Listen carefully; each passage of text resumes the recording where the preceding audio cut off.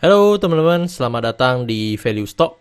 Hari ini saya akan membahas analisa fundamental TPIA kuartal ketiga tahun 2020. Oke, ini disclaimer-nya yang pertama ini merupakan sharing analisa fundamental, bukan ajakan beli jual ataupun hold suatu saham dan keputusan investasi ada di tangan teman-teman selaku investor.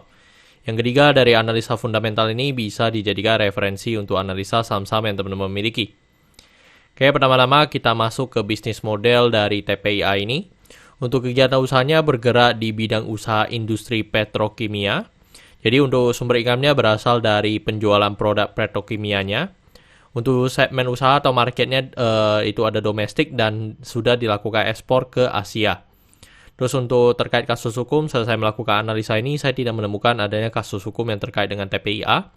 Untuk kepemilikan sahamnya dimiliki oleh BRPT sebesar 41,88%, SCG Chemical sebesar 30,57%, Prajogo sebesar 15,06%, Marigold sebesar 4,75%, dan sisanya dimiliki oleh masyarakat sebesar 7,74%.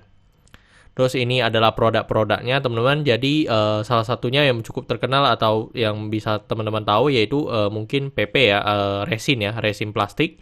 Nanti ini dari ini nama-nama chemical yang mereka hasilkan. Terus nanti produk akhirnya mungkin bisa lihat seperti gambar di bawah ini ya teman-teman. Terus untuk terkait revenue dari teman-teman bisa lihat dari 2014 sampai dengan 2020 sebenarnya cukup beragam ya dari segi pendapatannya. Dan kalau kita lihat secara kuartal 3 untuk 2019 dengan 2020 mengalami penurunan sebesar 4,1%. Terus kalau kita asumsikan kuartal keempatnya memiliki kinerja yang sama dengan kuartal 3, maka sampai akhir tahun mengalami penurunan sebesar 3,4%. Dan di masa COVID seperti sekarang, ya menurut saya sih masih cukup bagus ya dari segi usahanya. Terus kalau dari net profitnya teman-teman dari 2014 sampai 2019 cukup beragam ya dari segi net profitnya. Dan kalau kita lihat secara kuartal 3 untuk 2020 sudah sampai mengalami minus. Dan seperti tadi jika kita asumsikan kuartal keempat yang memiliki kinerja yang sama dengan kuartal 3, maka sampai akhir tahun akan minusnya makin dalam lagi. Tetapi kita harus tunggu sampai laporan keuangannya keluar. Terus teman-teman kita lihat juga di 2016 dan 2017 ini teman-teman ingat ya untuk dari segi net profitnya. Nanti akan saya bahas di summary laporan keuangannya. Terus dari segi asetnya dari 2014 sampai 2020 konsisten mengalami kenaikan dan kenaikan 2019-2020 sebesar 1,3%. Terus dari segi hutangnya juga konsisten mengalami kenaikan dan 2019-2020 mengalami penurunan sebesar 3,4%. Terus kalau dari segi modal juga konsisten mengalami kenaikan dan kenaikan 2019-2020 sebesar 5,7%. Nah teman-teman ini adalah summary laporan keuangannya dari 2014 sampai 2020. Dan di sini saya akan banyak membahas tentang rasio keuangannya. Yang pertama adalah MPM. Untuk net profit margin, EPS sama PER untuk 2020 tidak bisa kita pakai karena mengalami minus. Tetapi kalau kita lihat secara historinya untuk MPM-nya memang kalau kita bilang bisa mengambil rata-ratanya menurut saya masih belum bisa. Kenapa?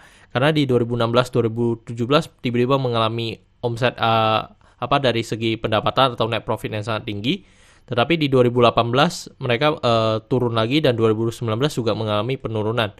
Dan ini memang salah satu segmen usaha yang mempengaruhi tentang komoditas juga ya teman-teman. Terus dari segi EPS-nya karena MPM sama EPS sama PER juga cukup sama. Jadi kita tidak bisa menggunakan untuk ambil rata-ratanya ya teman-teman. Karena pergerakan dari harga sahamnya maupun dari segi EPS-nya pun memang cukup beragam. Terus untuk dari segi book value, untuk book value sekarang di 1455. Kalau kita bandingkan dengan harga sekarang di 10175, maka kita bisa mendapatkan PBV-nya di 6,99 kali. Hampir 7 kali ya dari segi PBV-nya. Dan kalau kita lihat secara histori, untuk dari 2014 sampai 2016 itu masih di masih di bawah 1 untuk PBV-nya. Tetapi kalau udah 2017 ke atas udah di atas 4 sampai 2018 dan 2019 sampai 2020 ini mendekati 7 ya teman-teman. Terus dari segi DER-nya di 0,88 kali dan ini sangat bagus dan selama 5 tahun terakhir memang untuk dari segi DER-nya juga masih di bawah 1.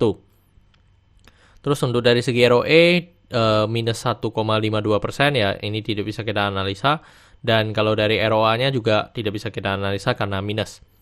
Oke teman-teman, saat saya melakukan analisa fundamental ini untuk harga saham TPIA di 10175, dan dari analisa fundamental saya bisa mendapatkan nilai intrinsiknya sekitar Rp5.000. Jadi masih memiliki margin of safety minus 51%. Oke teman-teman, ini adalah kesimpulannya yang pertama dari produk atau jasa. Untuk produk dan jasa saya berikan status oke, karena mereka ini bahan baku untuk pembuatan plastik. Jadi menurut saya sangat oke untuk bisnis ini, dan saya melihat mereka masih bisa bertahan 5-10 tahun ke depan. Untuk dari segi GCG saya berikan status oke karena memiliki pemegang saham mayoritas dan tidak memiliki kasus hukum. Untuk dari segi revenue saya berikan status oke walaupun mengalami penurunan, tetapi menurut saya di masa COVID seperti sekarang penurunannya masih sangat wajar ya, dan mereka memang penurunannya pun masih sangat sedikit. Untuk dari segi net profit saya berikan status no karena penurunannya sudah sampai negatif, mereka menjadi rugi ya. Jadi itu alasan saya berikan status no. Untuk dari segi aset saya berikan status oke karena mengalami kenaikan. Untuk liability saya berikan status oke karena DER-nya di bawah 1. Untuk book value saya berikan status no karena harga jual sekarang di atas harga book value-nya. Untuk secara sektor saya berikan status warning karena di mana untuk membuat PP atau resin itu mereka menggunakan oil ya teman-teman. Jadi mereka sangat tergantung dengan harga komoditas. Jadi jika komoditas oil lagi tinggi ya mereka biaya produksinya mereka kan juga tinggi, dan mereka jual harus tinggi juga. Jadi itu juga market permintaan menurun ya pasti menjadi kendala ya teman-teman. Jadi memang untuk di segmen ini kita benar-benar perlu memperhatikan namanya komoditas juga. Terus dari segi ROE saya berikan status no karena di bawah 9% atau 2 kali bunga deposito yang saya anut. Untuk margin of safety saya berikan status no karena negatif. Untuk dividen saya berikan status oke karena selama 5 tahun terakhir untuk TPIA masih sangat loyal membagikan dividen kepada investornya. Oke teman-teman, jadi kesimpulannya adalah 6:11, dan pertanyaannya adalah apakah saya akan membeli saham TPIA ini? Untuk sementara tidak ya teman-teman, karena menurut saya untuk perusahaan ini terlalu overvalue. Oke teman-teman, saya rasa cukup sekian untuk video kali ini. Jangan lupa untuk like dan subscribe. Jangan lupa juga untuk follow saya di Instagram saya di royken13. Dan jika teman-teman ada kode saham yang ingin saya buatkan analisa seperti ini, silakan tinggalkan di kolom komentar. Oke teman-teman, see you in the next video. Bye-bye.